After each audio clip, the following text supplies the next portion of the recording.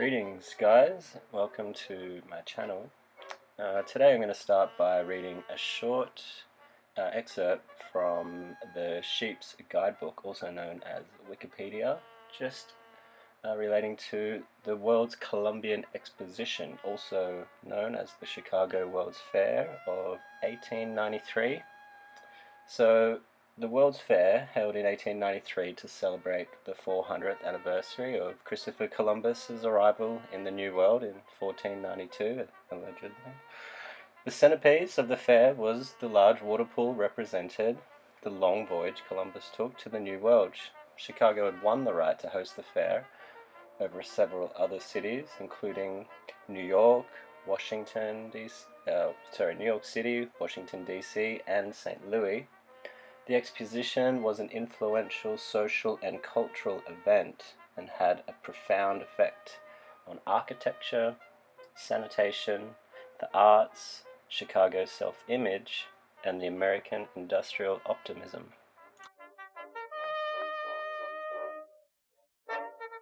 So let's take a bit of a closer look at some of these amazing buildings. In particular, seen here is the Manufacturing and Liberal Arts Building. So this building in 1893 was actually the largest building in the world, and a massive feat considering it was only built in 18 months.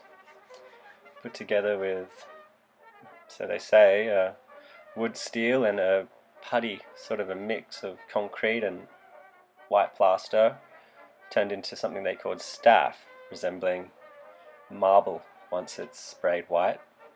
Not only to mention that to create this effect of marble in such a short space, obviously they say they couldn't harvest this sort of marble and resources, so they invented the spray paint machine, and this is where it all began. They painted this whole site, known as the White City, with white spray paint, and this was the first time spray paint was seen anywhere in the world.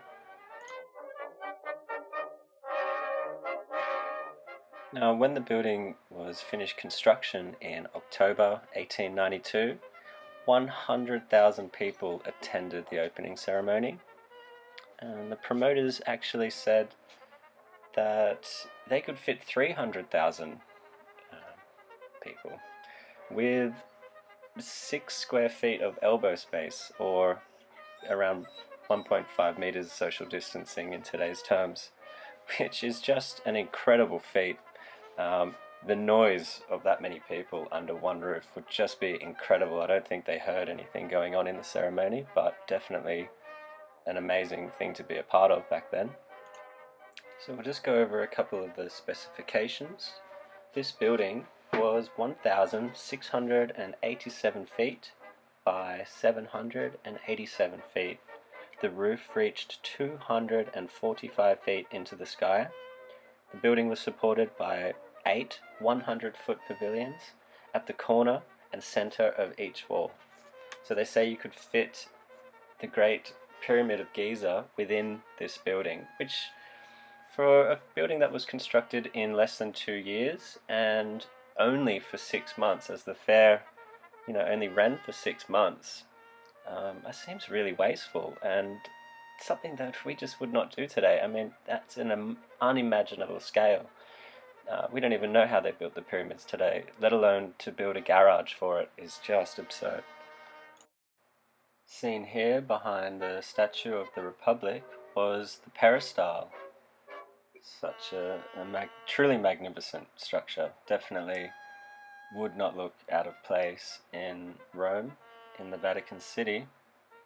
So the peristyle was a Roman-style colonnade with double rows of 48 columns on either side, facing Lake Michigan. This is where people would enter if they came via water, as it was a bridge underneath the arch there. So supporting that roof was adorned with intricate statues, and they say that these statues were supported by cables. And just looking at this particular image right now, I don't see any cables. yet apparently they're there. And just looking at this next photo, here the cables are clearly visible, but to me they just don't look real. That looks photoshopped to me. Considering we couldn't see them in the last photo, and then here they are, and the contrast between the statues and the cables just doesn't look right to me. But I'm not a professional. I'm gonna have to ask my photographer friend to see what she reckons. So besides that, the colonnade met in a massive arch in the middle, resembling the the Arc de Triomphe. And it housed on top was a group of horses, statues of horses pulling a wagon, and they say symbolizing explorers. Okay, if they say so. Moving on to another expo at this World's Columbian Exposition was the State Buildings Expo. Here, seen looking like a city on its own, yet just an expo, complete with mud flooders from every state, in my opinion. So they say that it was utilized to show off major resources of each state. A promotion of resources at the fair was intended to create new channels of trade and display goods to new potential markets. And we'll go over a few. Seen here, the Wisconsin building, looking just like a mud flutter. Move on to the Texas building, different but the same in my opinion. Clearly the arches and the spires all showing. So moving on here, we have the Pennsylvania, looking very Tartarian in my opinion. Clearly an old mud flutter, ornate and intricate. This is the main building, so looking like a European castle if you ask me. And lastly, showing the California state building, to me just looks like something out of Turkey in Istanbul. All of them resembling old mud flutters like this guy right here. And clearly the influence of these buildings found all over the world impacted the promoters, supposedly, to build these state buildings, even though not for a second do I believe that story. In my opinion, it's all lies, and these buildings were here prior to these promoters taking advantage of this site. Okay, so moving on to the amusement park portion of the World's Fair. Seen here the famous Ferris wheel of the Chicago World's Fair 1893.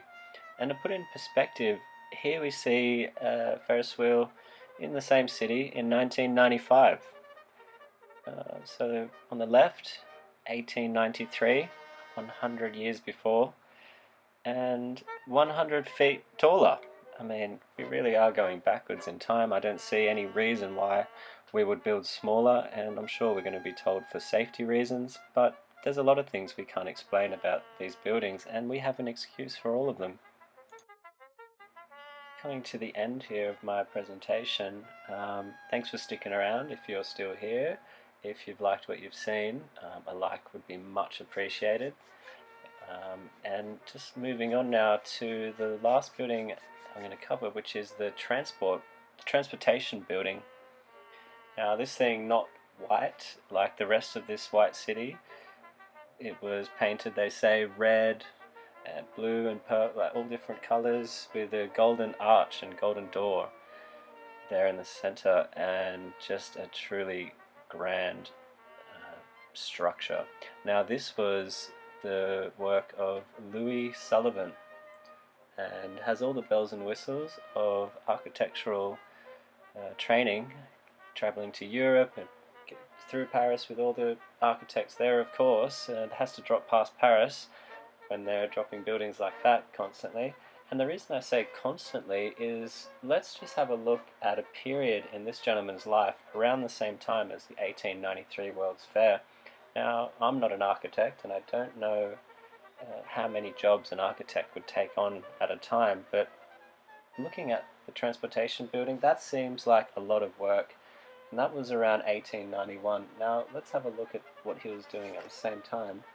The Prudential building in 1891, That was finished in 1894. Here we have the Charlotte Dixon Wainwright tomb, which was from 89 to 1892. So that took him 3 years, and it's just a tomb.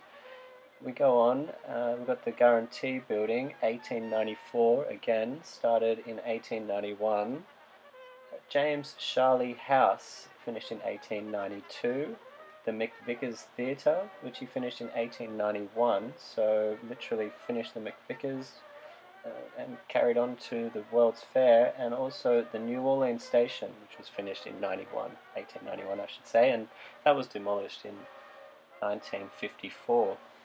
Now that seems like a lot of work to take on at the same time. I don't know how he would have accomplished that with such intricate structures. Nothing like this has been seen in Chicago prior, so it just feels like the they or the them find a name along history and just stick a bunch of buildings to the name and assume that no one will look into it. And perhaps I'm wrong and I've overlooked something, but it just seems that way. And considering how much he had going on at the same time, it just seems a little bit far-fetched. Now, before I take off, I'd just like to thank a couple of people. Mivanwe, Tiny Dancer, a couple of subscribers that have supported me and helped me with a few things along the way, and also Karen from the Unscrambled channel. She's helped me with a few subscribers and mirroring my stuff. It's greatly appreciated. And also Francis Judge II, who's also mirrored a few and helped me along with the subscribers. Really appreciate you guys. Thanks a lot, everyone. I hope you have a lovely rest of your day or evening. My name is Phil. This is Tartarian Zephyr. Take it easy.